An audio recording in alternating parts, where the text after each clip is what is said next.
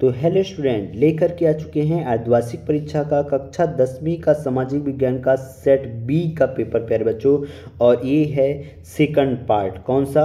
Second part. पहले part पर हमने ऑब्जेक्टिव क्वेश्चन देख लिए थे, जो बच्चे अभी तक नहीं देखे हैं जाइए नीचे डिस्क्रिप्शन पर लिंक दिया गया है। सेकंड पार्ट को फर्स्ट पार्ट को देख लीजिए और सेकंड पार्ट में आपको प्रश्न क्रमांक 6 से लेके प्रश्न क्रमांक पूरे 23 तक के सॉल्यूशन के साथ आपको पूरी चीज़ें प्रोवाइड की जाएंगी। और एक बात और प्यारे बच्चों, ये पेपर 100% रियल है यार, तैयार करके जाना, तभी कल आपको पूरे में से पूरे अंक मिलेंगे। तैयार कर लेना हर एक क्वेश्चन को, एक भी क्वेश्चन मिस नहीं होना चाहिए, तभी आप पूरे में से पूरे 75 में से 75 अंक ला सकते हैं। और ऑब्जेक्टिव क्वेश्चन जितने बताए हैं पूरे करेक्ट आंसर के साथ आपको प्रोवाइड किए गए हैं। अच्छे से तैयार कर लो और वही पेपर में आपको कल देखने को मिलेगा। पूरे सॉल्यूशन मैंने प्रोवाइड कर दी हैं, जाइए और देखिए। ठीक, ये पूरे मैंने बता दिया है।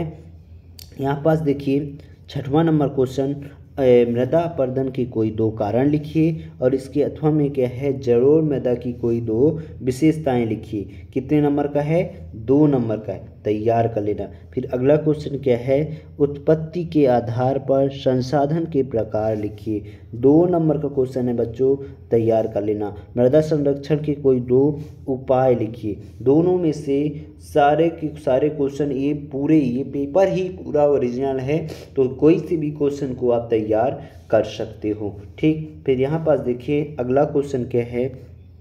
यहाँ पास मैं आपको जूम कर देता हूँ, थोड़ा आपको ब्लर लगेगा क्योंकि पेपर ही ब्लर है। जैसे जैसे मैं बोलता जाता हूँ आप अच्छे से सुनिए और उसको नोट डाउन करते जाइए। ठीक, आरक्षित वनों से क्या तात्पर्य है? और इसके अथवा में है भारत के वन्यजीव संरक्षण अधिनियम 1972 द्वारा वनों की सुरक्षा का क्या प्रावधान है, लिखिए। ठीक, फिर 9वां नंबर क्या है, प्रारंभिक जीविका निर्वाह कृषि की 2 विशेषताएं लिखिए। ये 2 नंबर का क्वेश्चन है बच्चों। और इसके अथवा में क्या है, भारतीय कृषि की 2 समस्याएं लिखिए। क्या?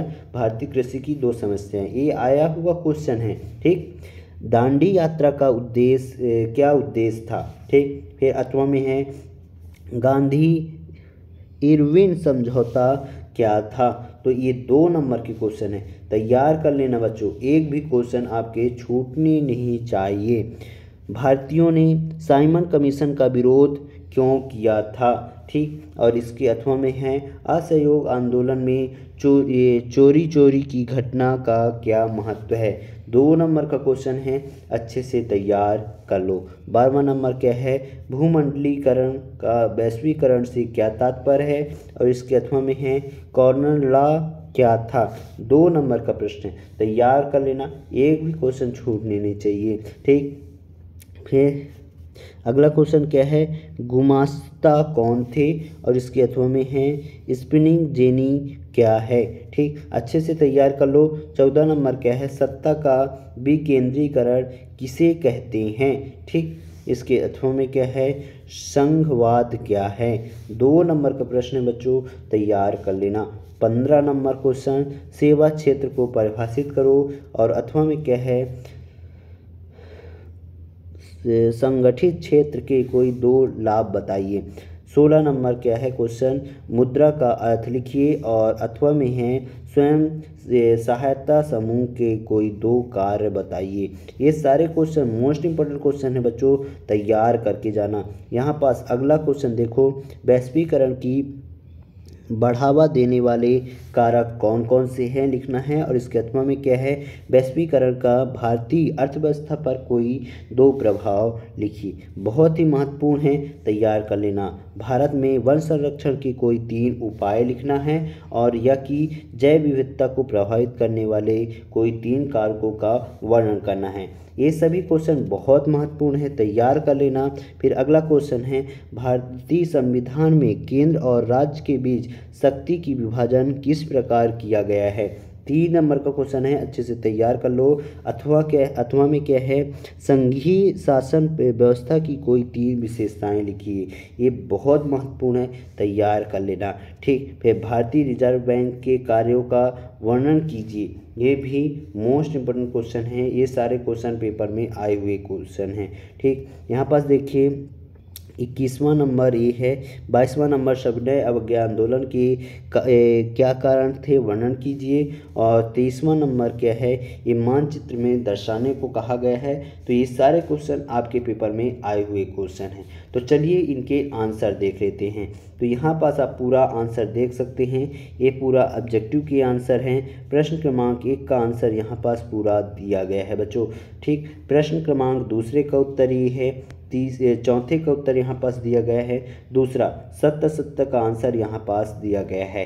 ठीक, फिर ये है एक वाक्य में उत्तर, तो यहाँ पास पूरा आंसर दिया गया है, इसको आप लिख लीजिएगा। ठीक, फिर अगला क्वेश्चन यहाँ पास देख सकते हैं, प्रश्न क्रमांक 6वें का उत्तर, 6वें का उत्तर यहाँ पास पूरा दिया गया है, अच्छे से नोट डाउन कर लो। प्रश्न क्रमांक 7वें का उत्तर ये पूरा है। आप संसाधन के प्रकार वगैरह यहाँ पास दिए गए हैं और इसको अच्छे से लिख लीजिएगा, जैव संसाधन के बारे में है। ठीक ना। प्रश्न क्रमांक 8वें का उत्तर यहाँ पास दिया गया है।